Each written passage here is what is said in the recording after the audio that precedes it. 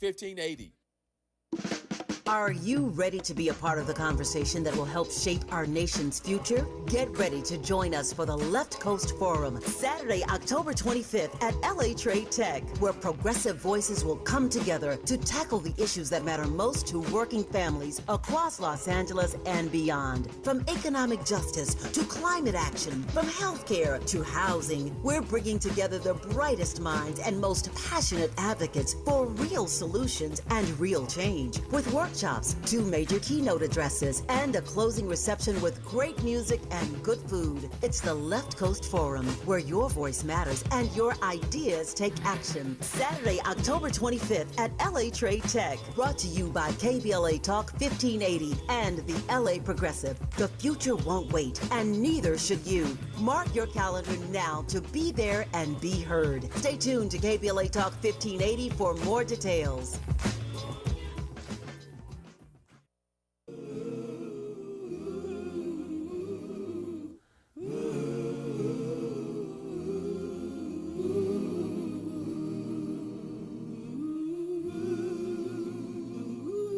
Good morning or evening, friends.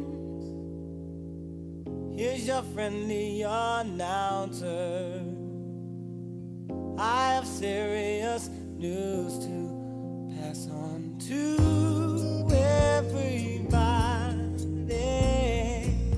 What I'm about to say could mean the world's disaster. Could change your joy and laughter to tears and pain. It's that love in need of love today. Don't delay, send yours in right away. Hey, going round, breaking many hearts. Stop it, please, before it's gone too far.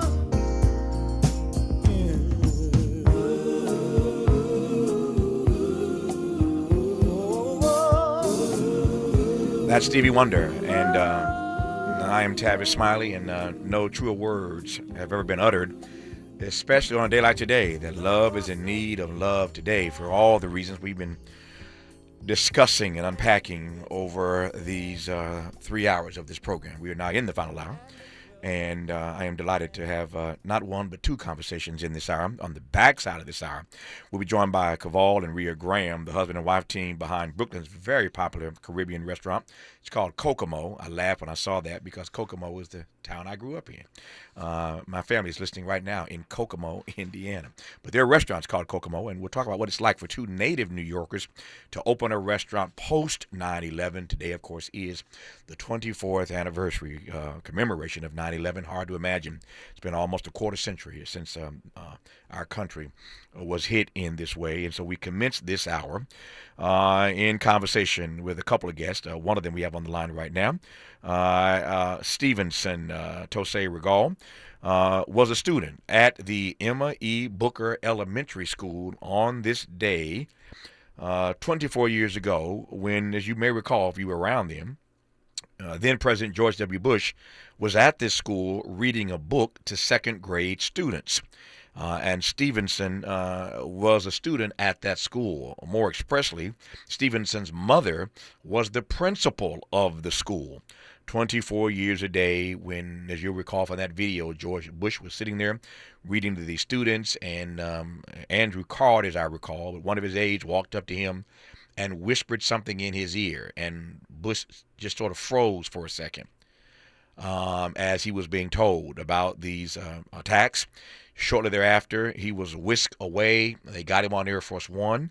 They did not know, the White House did not know what was really happening at that moment, and so Air Force One stayed up in the air for a while, not knowing where to land or when to land or what to do. Everybody was caught off guard. And so Air Force One stayed in the air for a while until they could finally figure out what to do And so the story sort of goes on from there. But again, if you were around 24 years ago today, you recall some of that. Stevenson, what grade were you in at the Emma E. Booker Elementary School 24 years ago? I was in 5th grade at the time. You were in the 5th grade at the time. First of all, it's good to have you on the program. Thank you for your time, sir. I just wanted to have you on to get some reflections. So first of all, tell me about your precious mother being principal of this school. Yeah. So I mean, my mother. She worked really hard. Education was her big thing. So she has been working, over the past several years trying to implement a program, that would help kids, get a better education. And that caught national attention, which is the whole reason why President Bush was there. Unfortunately, obviously, due to the whole incidents of the day got overshadowed by that event. But initially, that's what President Bush was there for, was the Reading Initiative for the No Child Left Behind Act. Yep. Tell me more about what you know, at least what your mother has told you over the years about how she succeeded at getting a U.S. president to come to her elementary school. Honestly, I would say, by the grace of God. And, she had went through personal, her own struggles, her own battles. She had cancer previously, kind of fought through some things. And, but overall, I was at her school. So, maybe it gave her even more of a, inclination to make sure kids are getting education, proper education. And at that time, it kind of put spotlight on, inner city kids, and also the state of Florida being, high grades for that. So it was a huge accomplishment for her. And like I said, she spent a lot of time off and on the clock. There's a lot of days I spent at school after hours trying to make sure that was happening, that kids were getting educated. Let me pivot just for a second. Since you went there, I want to follow you. We'll get back to the story of 9/11 in just a second here. But what is it like when you're going to school and your mama is the principal? Oh, man. It kind of feels like that Harry Potter movie where anything you do is going to be reported back to Dumbledore. It's kind of how everything was going for my lifetime. Though, I couldn't really do too much without, them teachers or somebody, I'm going to tell your mom or go see your mom or, so I had to make sure I was always on my P's and Q's for sure. So I was trying to be a good kid at all times. But, yeah, it was definitely not an easy couple years coming up to elementary school with her, her being the person you got to ride home with at the end of the day if something bad happens. So. I can only imagine. My mother's listening right now in Indiana, and I didn't have an easy time navigating elementary school, and my mama wasn't the principal. I cannot imagine what it's like trying to navigate elementary school and your mama is the principal. Such was the case for Stevenson Tose Rigell, who is our guest in this half hour. We're looking back 24 years ago today at George W. Bush, then president, being at his school at the Emma E. Booker Elementary School in Sarasota, Florida, reading a book to children when the word came that something was amiss and that planes were flying into buildings. We'll pick the story up there when we come forward on Tavis Smiley. Interrogating and unpacking. That's what we do around here. You're listening to Tavis Smiley. Hey, KBLA 1580 delegation, your health matters to us. We know that information is power, especially when it comes to prevention and treatment. That's why we're proud to introduce the brand new KBLA Health and Wellness Hub. This online space is built just for you, connecting our community to trusted health resources, culturally relevant care, and even access to diverse clinical trials and emerging therapies. Whether you're looking for information on common conditions, mental health support, or just want to stay on top of your wellness journey, we got you. And the best part, it's all on our website at kbla1580.com. Accessible, empowering, community-focused. So just go to kbla1580.com and click on the Health and Wellness Hub icon, because knowledge is power and your health is everything. At KBLA Talk 1580, we've got your black. Make a move into a home of your own. With City National Bank's Ladder Up Home Loan Grant, you could receive up to $20,000 that you never need to pay back. Use it toward your down payment, save on closing costs, or to buy down your mortgage rate. Find out more at cnb.com/ladderuphome. City National, here for every stage of the journey. Property must be in a qualifying market in California, New York, or New Jersey. Additional terms and conditions apply. Not all applicants will qualify. Terms are subject to change without notice. City National Bank is an equal housing lender. Member FDIC. NMLS number 536994. Hey there, Los Angeles. This is James Lucky Jr., publisher and editor of Los Angeles News Observer. Are you hungry for news that matters to you in the African-American communities of Los Angeles? Well, buckle up, because we got the scoop you've been craving. Stay in the know and never miss a beat with our free weekly publications conveniently available near you. Or hop on the digital wave and become an exclusive subscriber at OGNSC.com. Don't forget to join the party on Instagram and Twitter at OGNSCINC for behind-the-scenes access and sizzling updates. No more FOMO. Let's stay informed, connected, and empowered together.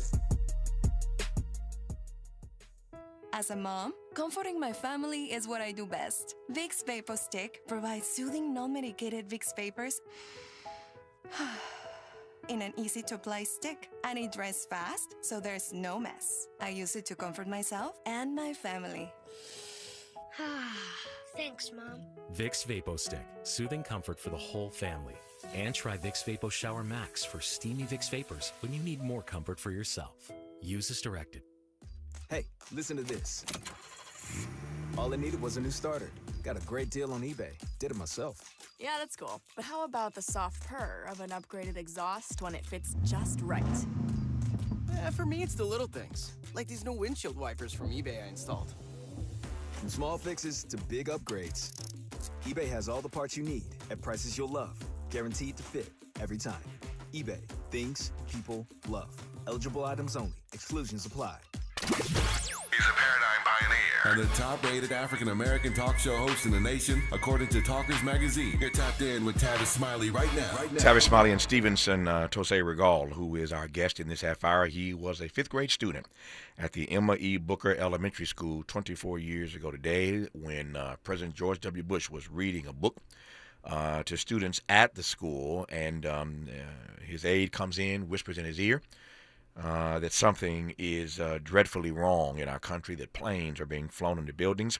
As I mentioned earlier, they whisked President Bush out of that school, got him on Air Force One, and they didn't know what to do, so they flew that plane around for a while, trying to figure out what was really going on, as it were.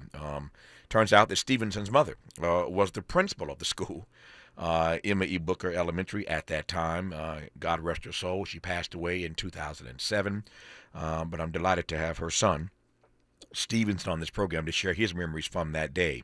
Before I get to Stevenson, here is Michael Moore. If you recall the documentary Fahrenheit 9/11, this is Michael Moore narrating what George W. Bush, President Bush, was dealing with at Booker Elementary in that moment. As the attack took place, Mr. Bush was on his way to an elementary school in Florida. When informed of the first plane hitting the World Trade Center, where terrorists had struck just 8 years prior, Mr. Bush decided to go ahead with his photo opportunity. Good morning. Good morning. Read this word the fast way. Get ready. Mad. Yes, mad. Get ready. Mad. Yeah. Okay, get ready to read the words on this page without making a mistake. When the second plane hit the tower, his chief of staff entered the classroom and told Mr. Bush, the nation is under attack.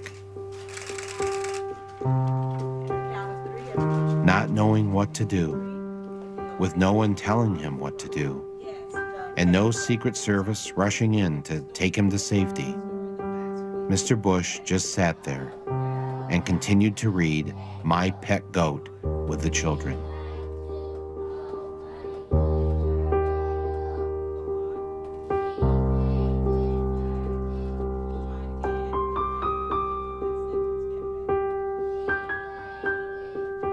Nearly 7 minutes passed with nobody doing anything.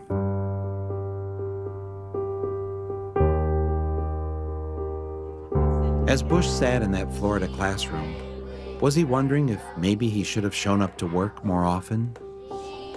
Should he have held at least one meeting since taking office to discuss the threat of terrorism with his head of counterterrorism? Or maybe Mr. Bush was wondering why he had cut terrorism funding from the FBI. Or perhaps he just should have read the security briefing that was given to him on August 6, 2001, which said that Osama bin Laden was planning to attack America by hijacking airplanes. But maybe he wasn't worried about the terrorist threat because the title of the report was too vague. I believe the title was Bin Laden Determined to Attack Inside the United States. The voice of Condi Rice there. But that's some sound from that documentary from Michael Moore, Fahrenheit 9/11, which took a hard look at what happened 24 years ago when this country was hit by these terrorists. So that's Michael Moore's point of view. Let me pivot from that to Stevenson's point of view. You were just in the 5th grade, and I got a few minutes just so take your time and explain this to me as best you can. What do you recall about that day? Again, we're talking to a 5th grader at this time. He's not a 5th grader now, thankfully, but he was just a 5th grader then. But take me back all those years ago, Stevenson, and tell me what you recall about this day inside of Emma E. Booker Elementary School in Sarasota, Florida. I would say it definitely, but before, obviously the events, took place and everything, there's definitely a lot of pride, on campus for the city. I mean, a lot of people were, happy. Sarasota's a Republican city. So, I mean, people were, happy that Bush was there. Mm-hmm. I mean, the school, obviously, having a president, coming to the school was a huge thing. Definitely an accomplishment, for everybody that had been working there, students, staff. Everybody was doing everything they could, trying to make sure, obviously the grades, everything was made, like I said, back basically on education. So there was a lot of excitement going on for that day. But like I said before, I'm in the library waiting for Bush to come speak to, the whole room of cameras. And, in the classroom at the time, the students are reading to him when he gets the information to come through. But we had been on the podium, maybe in the background for about a couple hours that morning, waiting for him. So I was pretty much learning the value of patience at a very early age. Yeah, there is no patience like the patience required waiting on a president. He shows up when he shows up. But go ahead. I'm sorry. Go ahead. No, you're fine. I mean, we're waiting for, hours for him to be there, literally for moments. So it was kind of crazy, thinking that we had spent all this time up here on these high rises waiting for this to happen. And then, came in and nothing even had to do anything about education, at least from his mouth. It was, all of a sudden, world's under attack. And I just remember, there was probably, I would, not going to kind of think, like, I want to, oversay it, but there's probably maybe 100 cameras across the back room. Yeah. And when he says that moment that, we're under attack, I just remember, the floodlights of camera flashes just, intensifying at that moment. And, realizing, not without really knowing what was going on, that obviously this is it's a serious matter at hand. And later on that day, getting a chance to see, the events that took place, in New York and Pennsylvania. I mean, it was definitely devastating to see, everything that had happened and unfolded at that moment. And a lot of people were worried on campus, like what if, the president was a target, at one point, or, what would happen there? So a lot of parents, were thinking about pulling their kids out of school. I was stuck there on the campus, no matter what. But I definitely saw, a lot of information coming across that day, and it definitely, the big question was why. For me personally as a young person, because on the playground, you hit somebody that hit you back, kind of a deal. So somebody hit us, but who did we hit before that was my curiosity. So for me in 5th grade going into middle school, I started doing projects and research on places in the Middle East. I started off on the outskirts with India and Pakistan. I was trying to figure out, why were they in conflict? And then, went from that to, doing more research later on in 7th and 8th grade on, Iraq and Iran as things are unfolding over that time.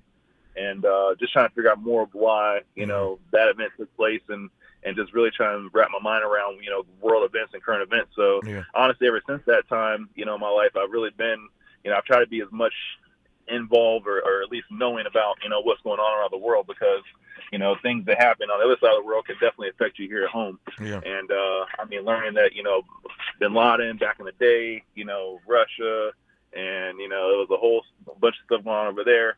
And then, fast forward and, he pulls an attack on America. It was definitely, just crazy to see how the whole thing kind of played out. No, I am fascinated to get inside the mind of this 5th grader at the time named Stevenson Tose Rigell. And you heard what he said a moment ago. It just jumped out at me. He's only in the 5th grade, but obviously he's a bright kid. His mother's principal of the school. And he's asking the ultimate question, why? And I love the analogy that Stephen just gave us. As a kid, I get it. You're on the playground, somebody hits you, you hit them back. And the question he had then was, who did we hit first? I mean, I didn't see that coming. But I love the way his mind was working even as a fifth grader rather. Who did we hit first? Why are they hitting us? And again, the mind of a child is fascinating for me, but for him to have framed it and thought about it in that way, and then for years on end to start to do research about the way that we show up in the world, and why some of the stuff happens to us that does in fact happen to us, it's just fascinating again for me to consider that a fifth grader was thinking about it in that way even then. Who did we hit first?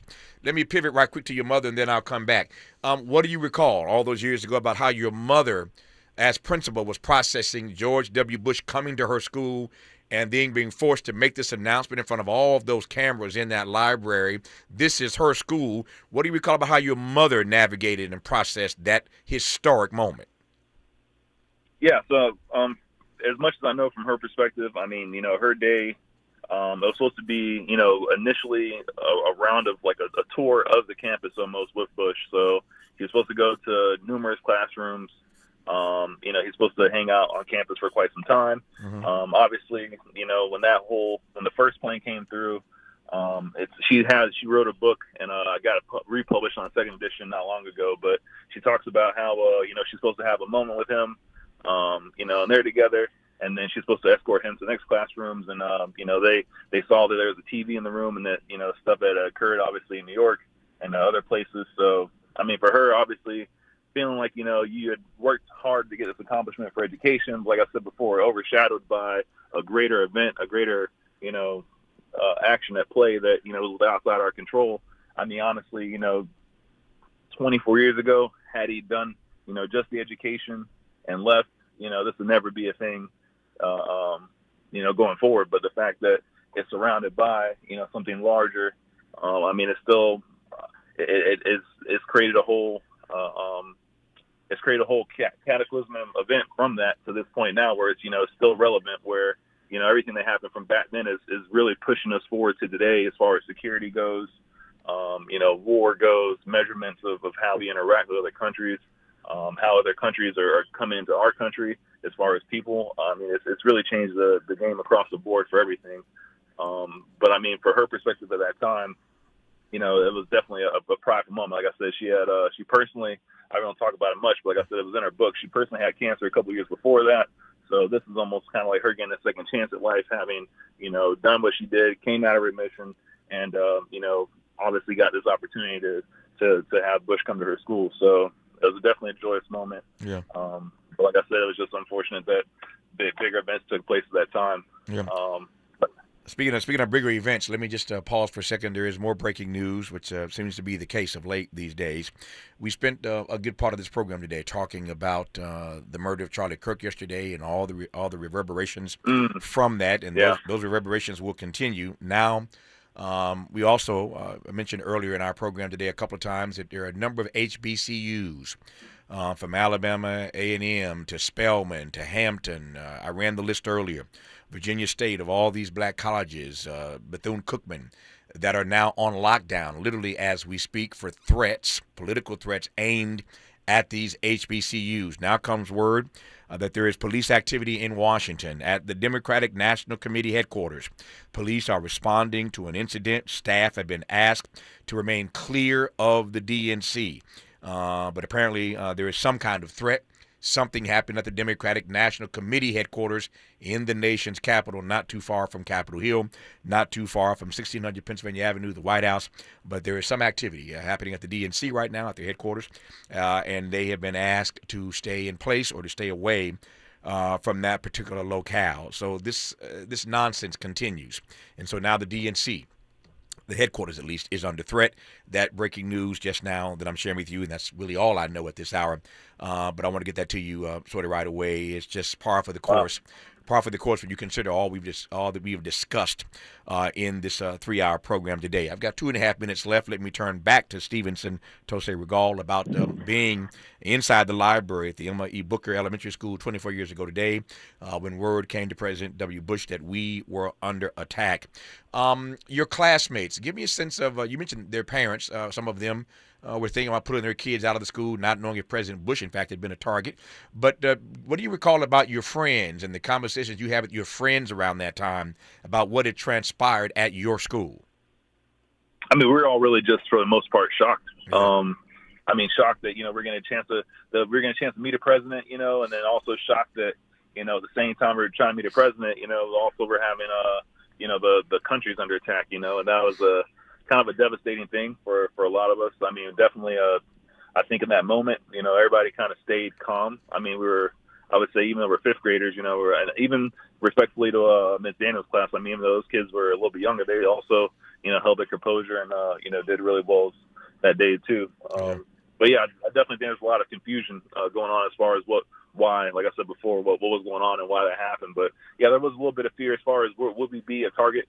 Because obviously, if you attack a country, the president's a top target on that kind of deal, at least in other kind of situations. So there was a little bit of alarm for that. But at the end of the day, I mean, he was, like you said, whisked out of there pretty quickly. So wasn't too much, I think, threat level on that part at that moment after a while. Yeah. Here's my exit question. I got a minute to go. All these years later, 2040, be exact, Stevenson, almost a quarter century later, how do you process these years later, having been in that room, in that library on that day? I mean, honestly, really at the end of it, the whole thing was about uniting the country. After 9/11, I think we came together in a big way. And I think it's just kind of sad to see that, with recent events and over the last several years that, we're kind of slowly just dividing ourselves, amongst each other more often than not. And I really think we got to get back to those commonalities and those like real universal truths and principles that, we're all honestly just trying to make ends meet and get ahead. Yeah. And, nobody wants to, have to worry about trying to get home or, trying to wake up if you got somebody crazy out there that's, who knows what's going to happen. Yeah. So I think we got to get back to that unifying part for the country as a whole. I appreciate you, Stevenson Tose Rigell, for sharing your memories with us of this day 24 years ago today. I'm glad we got a chance to at least acknowledge and mention your precious mother, who was the principal of the Emma E. Booker Elementary School the day that George W. Bush, our president, came to the school in Sarasota, Florida. Didn't quite work out the way they had planned it, but that moment will live in history forever, and I am delighted to have been in conversation with you and again to have heard your reflections about that day 24 years ago. Stevenson, all the best to you. Thank you for your time, sir. I appreciate you. Thank you very much. And also, if anybody wants to know any more information, definitely, and once again, her book, The 9/11 Principle, is out. You can get more excerpts as far as her personal story and everything she went through up to that time leading up to 9/11 and the day and her thoughts going afterward, going forward. Definitely out there. Give me the name of the book once again and your mother's full name, the author of the book. Yes, her name is Gwendolyn Tose Rigell, and the title of the book is The 9/11 Principles. I love it. There we have it. Thank you, sir. All the best to you. More of Tavis Smiley when we come forward. For all the freedom-loving folk, this is Tavis Smiley. I feel like freedom.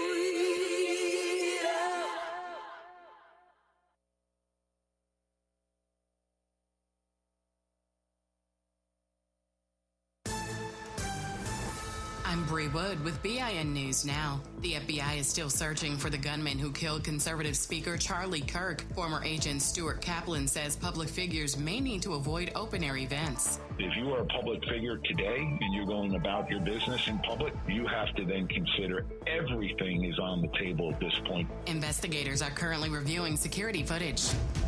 14 West Africans deported from the U.S. have arrived in Ghana, which says they're welcome under regional free movement rules. The group includes Nigerians and Gambians. Ghana is the first West African nation to agree to accept U.S. deported foreign nationals. And NBA legend Shaquille O'Neal has launched a new fragrance exclusively at JCPenney for 6 months. Priced at $55, the bold scent blends citrus, spice, and musk in a sleek black and gold bottle. Get BIN News Now on demand 24/7 on the iHeartRadio app. Saving money on tires and auto repair services is a big deal. That's why Big O offers a low price guarantee on tires. With big deals like this, now get a synthetic blend oil change for just $34.99 during our September to Remember. Now at Big O Tires. Is this the time? This is the KBLA Sports Minute with Ray Richardson.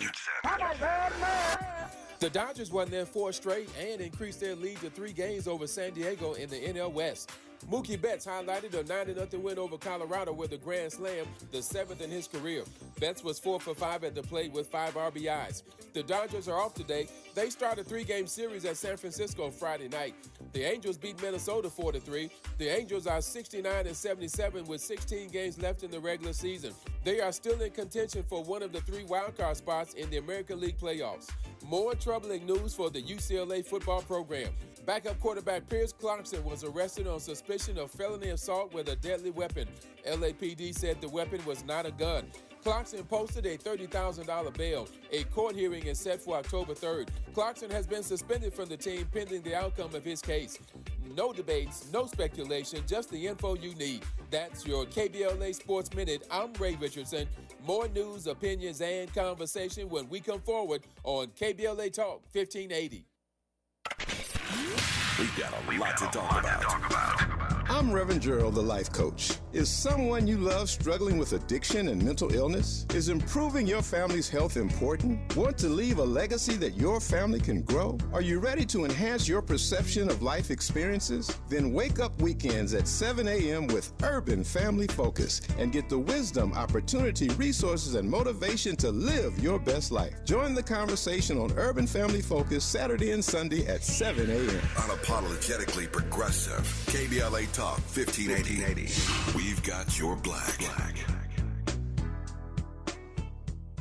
Paid for by government.com. Did you know the United States Mint has issued a new Morgan silver dollar coin in proof condition for the first time? Not only that, they are also minted in 99.9% pure silver for the first time ever in history. Coin experts are calling this an amazing opportunity for anyone that knows the enduring popularity of Morgans. But you must hurry. Only 400,000 of these legal tender silver dollars were issued. These first ever Morgan silver dollars are brand new with stunning mirror-like finish, minted by the iconic San Francisco Mint. Call now and you're guaranteed a new first ever 99.9% pure silver proof Morgan dollar. To learn more, call 1-800-973-9717. If you order now, you will receive a free coin collector bonus pack, a $25 value, free with every order. Call 1-800-973-9717 now to secure your new Morgan silver dollars before they are gone. That's 1-800-973-9717. Attorney advertising. Prior results do not guarantee future outcomes. Founded in Los Angeles in 1986, litigation powerhouse Quinn Emanuel has deep roots in the Los Angeles community. Since 2007, we have litigated some of the largest fires on the West Coast. We are proud to be the only AmLaw 100 firm in the country to represent wildfire victims, giving affected individuals, families, and businesses the same focus and individualized attention we devote to our Fortune 500 clients. BTI Consulting has repeatedly recognized Quinn Emanuel as among the 4 law firms in-house counsel least like to oppose in any litigation, and we are often deemed the most feared. And after securing over $80 billion for our clients in various matters firm-wide, we understand why. If you have been affected by the recent wildfires in Altadena and the Palisades and would like to discuss your situation further, please contact wildfire support at QuinnEmanuel.com or call us at 213-443-3050. Quinn Emanuel is proud to sponsor Conversation Live Altadena Rising with James Farr on KBLA Talk 1580. Attorney advertising. Prior results do not guarantee future outcomes.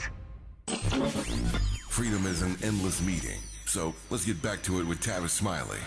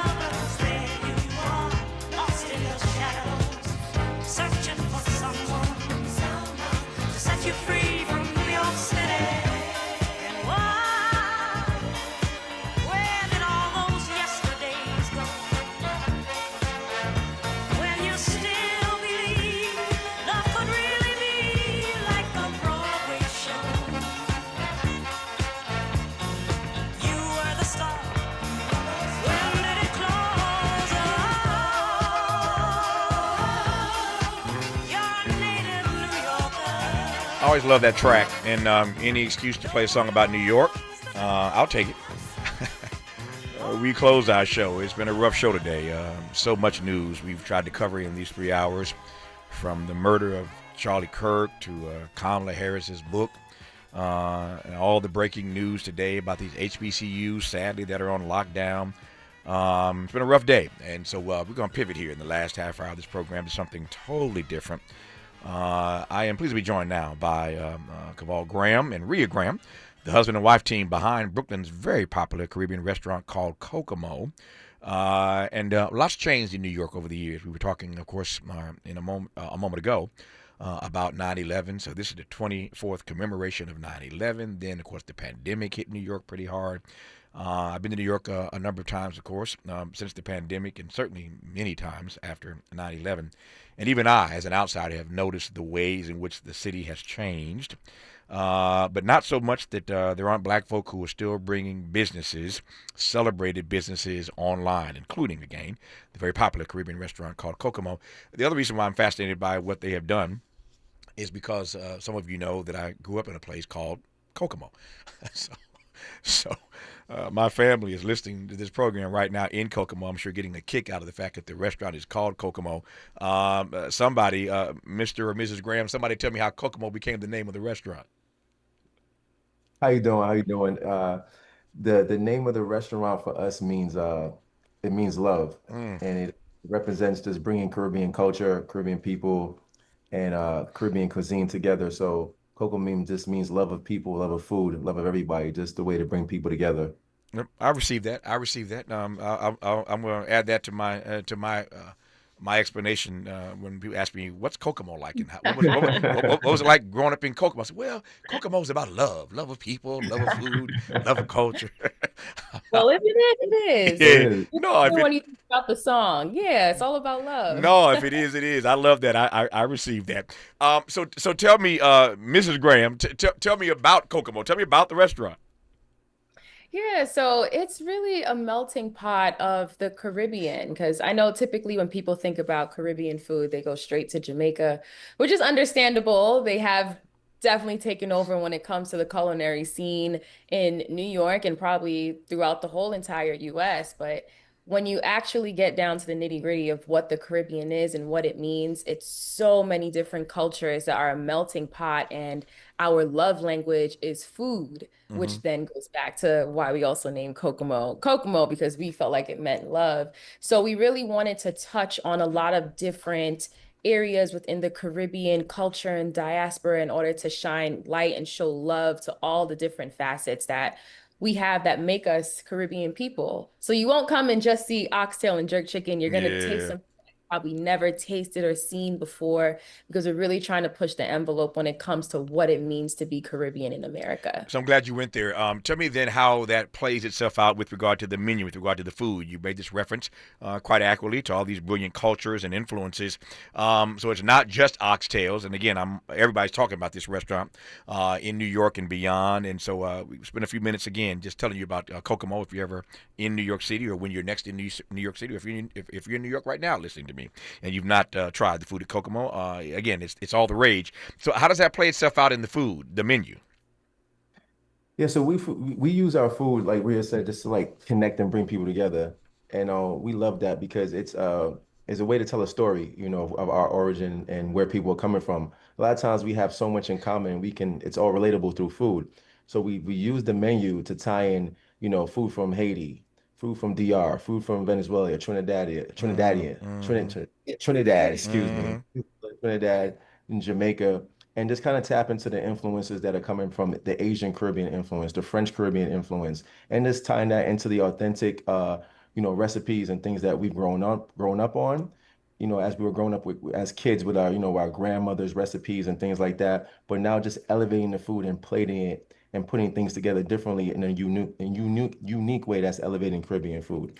And I'll also love to add to that the fact that we are in New York, and what's more in New York than a slice of pizza? And we have a brick oven that we actually inherited from an Italian restaurant that used to be where we were. And we really went to town, and we didn't want to just come up with a typical flatbread or pizza, but we wanted to infuse our heritage within it. And we came up with a whole flatbread menu that really speaks to both the New York culture as well as the Caribbean culture. And to give you an example, I'm not sure if you or any of your viewers are privy to ackee, which is the national fruit of Jamaica. Is absolutely delicious.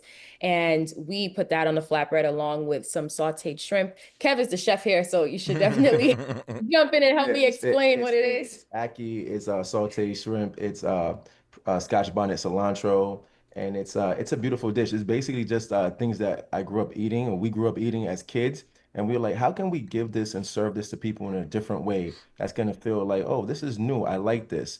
So we just put it on a flatbread, and we took a lot of our dishes and we just turned them into creative ways to make flatbreads in our brick oven and express who we are as well as where we come from. No, I love it. I love it. I was just talking to Spike Lee the other day, and of course, Spike is always shouting out Brooklyn for all the obvious reasons. And when you think about New York, of course, your mind immediately goes, of course, to Manhattan. And I ain't hating on Manhattan. I love Manhattan, but something is happening in Brooklyn. Everybody's checking for Brooklyn these days. What's happening there, Kev? I mean, Brooklyn is just has an amazing culture, man. It's better than all the boroughs. I figured that was coming, but why, Ria? Why? I'm gonna jump in for just one more quick part because I'm originally from the Bronx. Right, the boogie down Bronx. Yeah, even just from there, I always came to Brooklyn. Just to like try the culture, try the food. There's always dope places to go. Always a dope party. It's a great atmosphere, I believe, in Brooklyn, but Ria grew up here, so she can speak a little bit more on that. Yeah, I mean, I would say it's just a lot more chill than Manhattan, but it's also a lot more expressive. Each neighborhood has its completely own different personality, so it's depending on the vibe that you want. You can find it in Brooklyn. If you want to roll with the Italians, the Caribbeans, the hate, like everybody has their own spot within Brooklyn, and the energy is just unmatched, especially in Williamsburg, which is why we chose to open up shop in Williamsburg. The creativity, the creatives that come out of that neighborhood is insane. Yeah. I am an entrepreneur, as most of you know, and I have owned a few things, and including this medium through which you are listening to me on right now. So I know something about being a small black business owner. What I also know is that I've never tried my hand at owning a restaurant, in part because all the data will tell you that there's nothing harder. None of this is easy. But there's nothing harder than bringing a restaurant online and making it work. People's tastes change, people's patterns change, migratory and otherwise. And so bringing a restaurant online is not easy to do.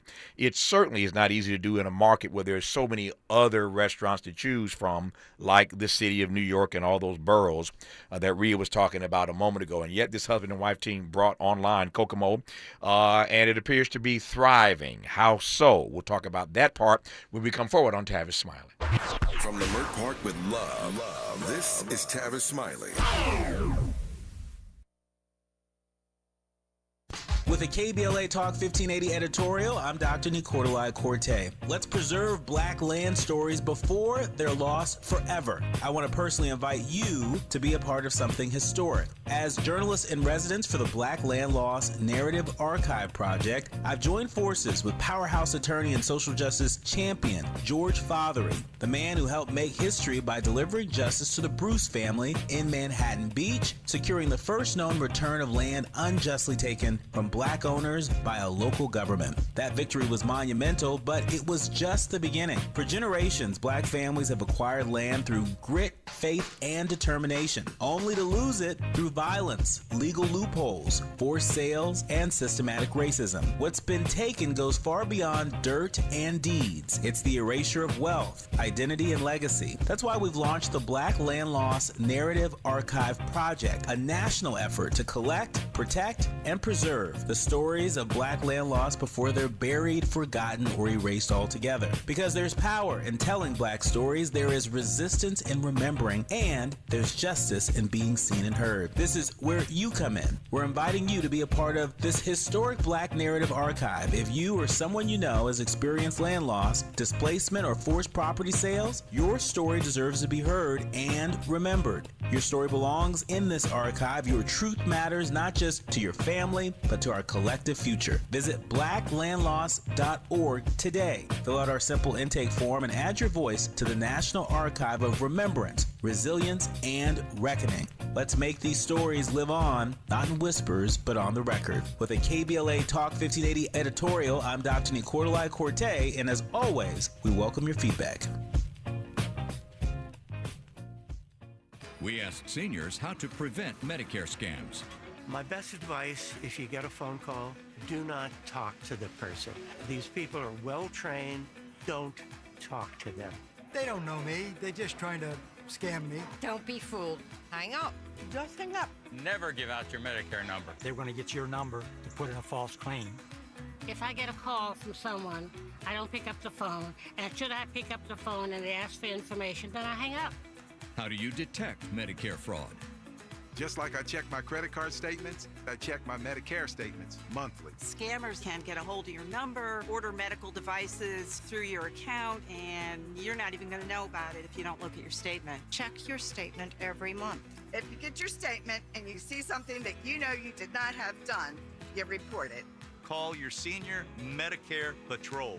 To report Medicare fraud, call the Senior Medicare Patrol at 855-613-7080.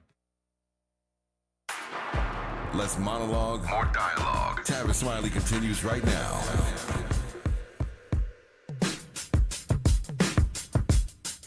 Yeah, I'm out at Brooklyn. Now I'm down in Tribeca, right next to De Niro. But I'll be hood forever. I'm the new Sinatra. And since I made it here, I can make it anywhere. Yeah, they love me everywhere. I used to cop in Harlem. All of my Dominicanos right there up on Broadway. Pulled me back to that McDonald's. Took it to my stash spot, 560 State Street. Catch me in the kitchen like a Simmons whipping pastry. Cruising down A Street. It's all New York in this last half hour. So we start with Odyssey, and now we got some Jay-Z and Alicia. Who knows? Since we're talking about Brooklyn, we may get some Biggie in, Miles, before we wrap at the top of the hour. Biggie's got to be the coldest rapper from Brooklyn. I mean, that's just me. I don't know. His flow is cold. You can't fade the flow. I don't want to start a fight. about the coldest rapper ever from Brooklyn. I'll leave that alone. But what I do want to ask about, Ria and Kev, is how in a place like New York, where the competition is as stiff as any city in the world, where you have 9/11 24 years ago today, and then you have a pandemic, all these things impact life and culture in New York City, and y'all got the nerve to bring a restaurant online that thankfully is thriving. But how does one do that in a space that is as competitive and as difficult to succeed as any space that I can think of when it comes to entrepreneurship and business? I mean, I'm not going to lie. I would definitely say this is probably one of the hardest businesses to do. And I don't know if I would recommend it to anyone, to be quite frank. Keep your sanity. But what I would say is when God gives you a gift, and we 100,000% believe that this restaurant was gifted to us by God, he makes a way through it all, which is how we were able to open in such a difficult time during the midst of COVID, being new restaurateurs, not really knowing what it's like to run a business, especially one as difficult as a restaurant, and being able to succeed to the magnitude that we have. So, I mean, whenever we get asked this question, we always shine the light back on our faith and on God and the fact that he did that and he's continuing to do it for us every single day. Yeah. So, Kev, I'm going to ask this question of you, and if you don't want Ria to hear your answer, just put your arms around your hands around her ears right quick. So she I know where you're going. Yeah, you know where I'm going. What is the secret sauce? Speaking of restaurants and menus and cultures, what is the secret sauce to being married and running a business together successfully? Time management and communication. Mm-hmm. And understanding, accepting each other's boundaries and who we are. Yeah. And it's just always just supporting each other. Yeah. That's just it. Yeah. Ria, I know he didn't cover your ears, so what do you want to add to that, Ria? I mean, this is also advice. I would say don't try to do my job and I won't try to do yours. Wow. See, Cam trying to be all nice and sweet, and Ria just went at it. Don't do my job, Negro, and I won't do yours. Wow. Our remaining moments with Ria and Kev talking about Kokomo in Brooklyn on Tavis Smiley. Helping to stretch your moral and political imagination. This is Tavis Smiley.